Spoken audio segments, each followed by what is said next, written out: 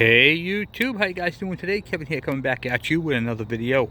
Today we're checking out the KM100 and we're going to show you guys this cool tool that I got from Snap-on. This is it's a test light, but it tells you what the voltage. This thing has a range of 4 volts all the way up to 19 volts.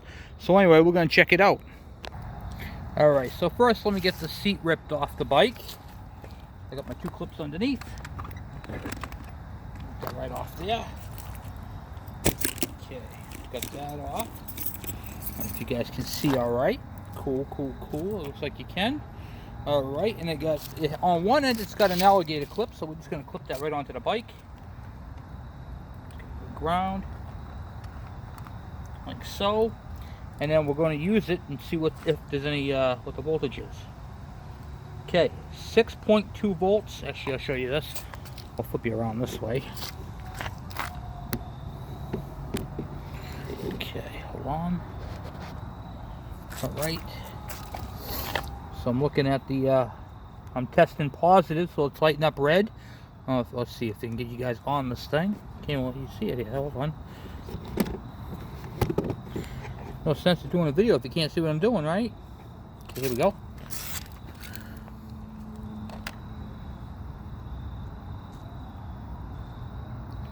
.2 volts. See that? Isn't that pretty cool? And then if it was reversed, you'd be able to read it. It would show you a ground. So like say I went, I connected it the opposite direction. I don't even think I can. Hold on. And I touched it to a ground. Let's see here. Where am I? It would light up green for a ground. So right now I'm checking ground, 6.2 volts at the ground. And it just shows that through the backwards way. So it's a pretty cool tool, and it tells you what your voltage is.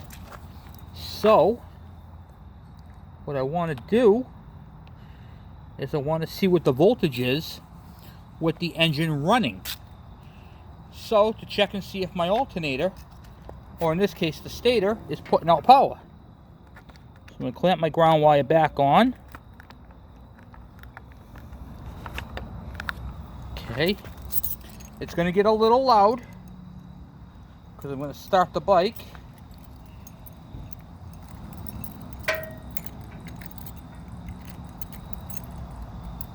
Okay. And then let's fire the old girl up.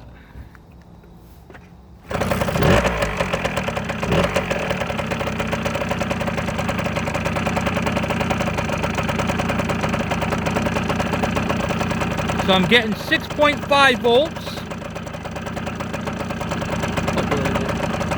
6.5. You're upside down anyway. You're reading it upside down. But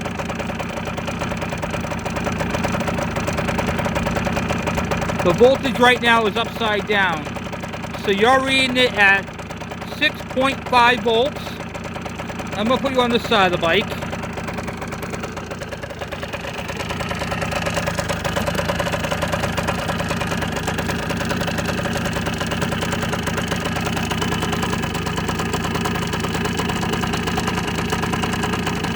There you go, yeah.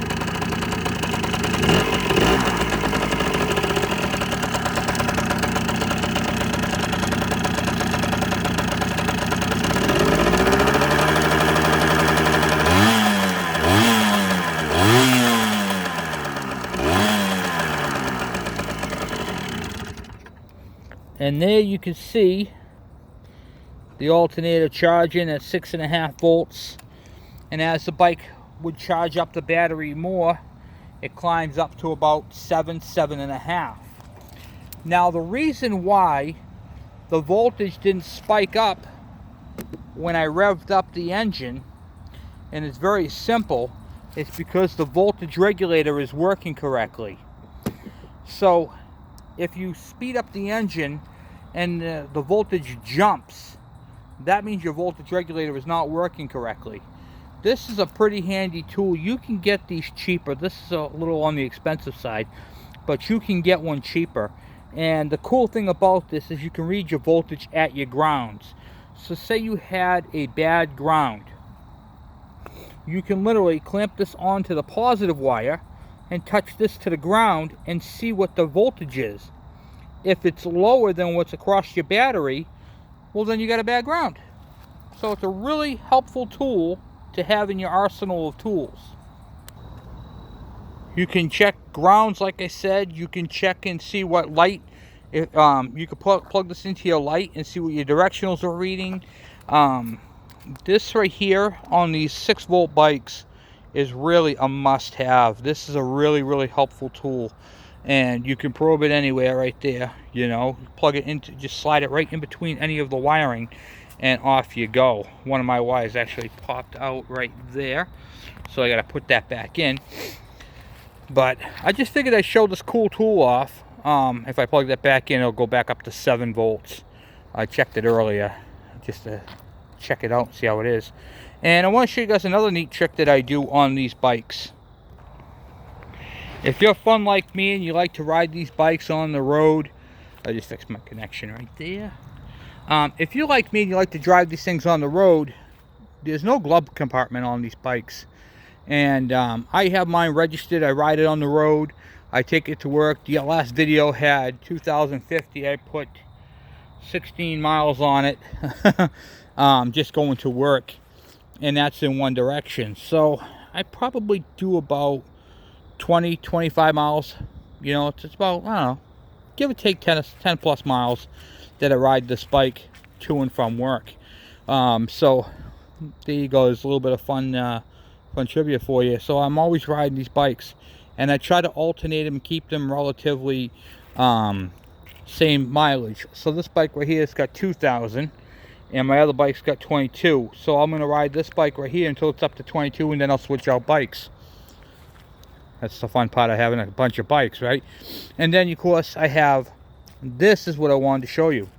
So this is my registration to this bike. So if I get pulled over, I just have to pop the seat out. And this right here sits right in between my battery box. It's in a Ziploc bag, so if it rains out, it's not going to get wet and it can't go anywhere. It can't move up because of the seat, and it can't move down because of the oil tank. So, and the battery box. So, and it's protected with the plastic. So, just something I do, and it's a great place to keep it, and it stays safe. So, I wanted to show you guys that, and that cool tool. So, I'm going to try that one more time, and we'll go from there. Hold on.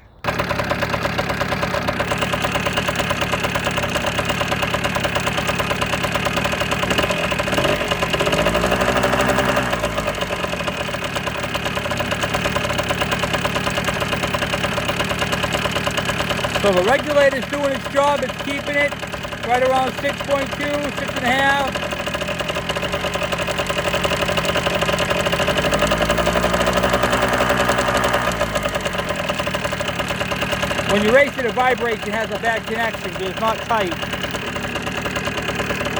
Hold on 1 second.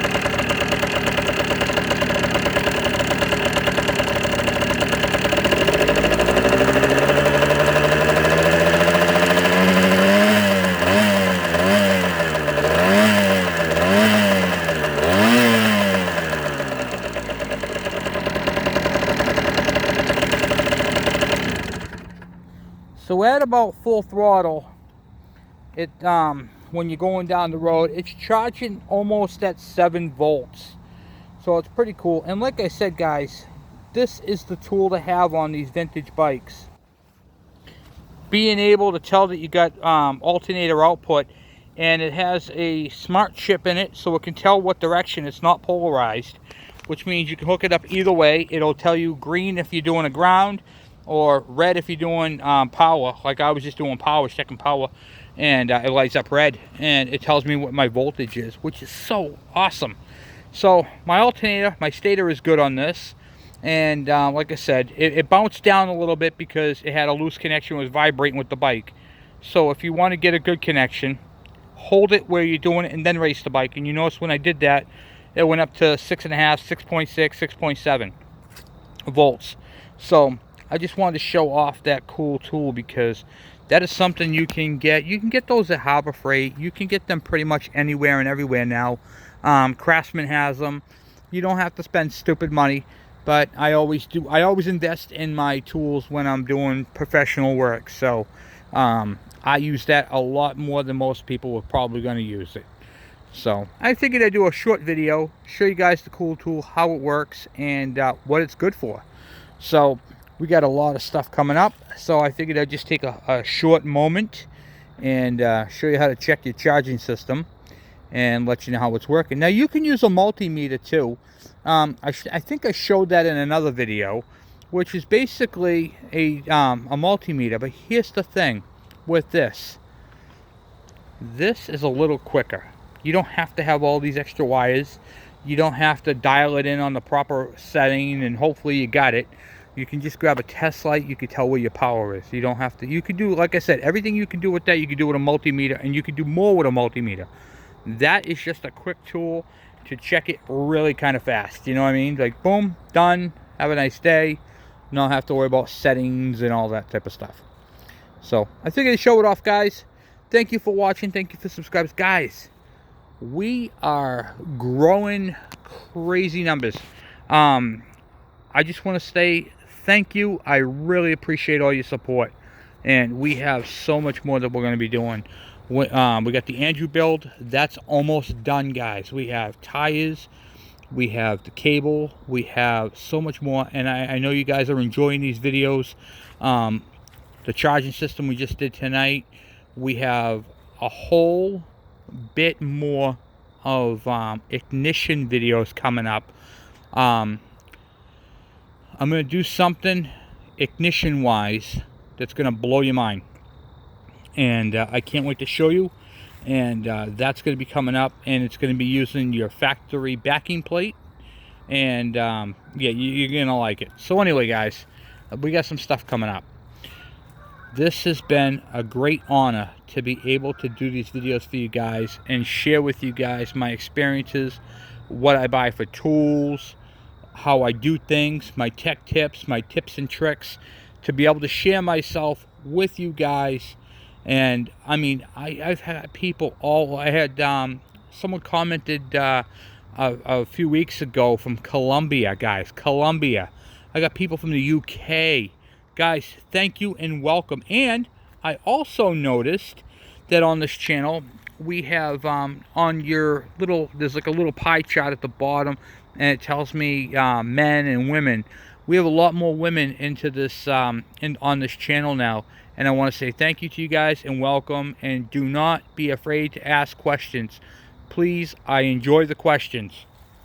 A lot of you guys, I get a comment and I always try to comment back, so by all means please send the comments. I really appreciate that. It's my one-on-one connection with you guys, and we are building this channel. Without my subscribers, I don't have a YouTube channel. Okay, so by all means please ask the questions that are on your mind. I have no problem answer them. Okay, so feel free. And if there's anything I can do for you guys, please let me know. I mean, we're doing these videos. If you guys have some requests, I actually did have a request that I got to get to, and I'm going to do that right now. Okay, so one of the YouTubers asked, how does the tank grommet look and go? So the grommet fits on both sides. You can see right there, on both sides of the steel, and then that big steel sleeve fits down in between it. That sleeve goes all the way to the bottom. Okay, so you get your rubber, which goes through, so the tank sits in the very center of the rubber, and then the sleeve goes through the center. Okay, and then you have a flat washer and a bolt that goes straight down through.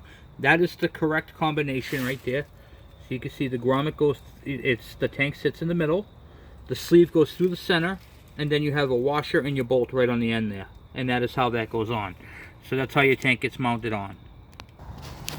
Alright, so we're back on this bike, and these bikes right here, the KMs, the KEs, I'm sorry, the KMs, the KDs, the KD100, the MC1, the KD80M, the KD100, those have these type of straps to hold it on. It's just a rubber strap band that flips up and holds it on. So these are quick disconnect tanks. Okay? So anyway, guys, I'm off. It's getting dark out here, so I just wanted to say thank you once again, and I appreciate all your questions and all your answers. And I hope these videos, you find them informational, and I hope you find them helpful, and I hope you'll learn something. That's the most thing. You know, if you can learn something every single day, then you're doing well. Anyway, guys, I'm off. Thank you for watching. Thank you for subscribing, and thank you for sharing my channel. I really appreciate it. I'm out.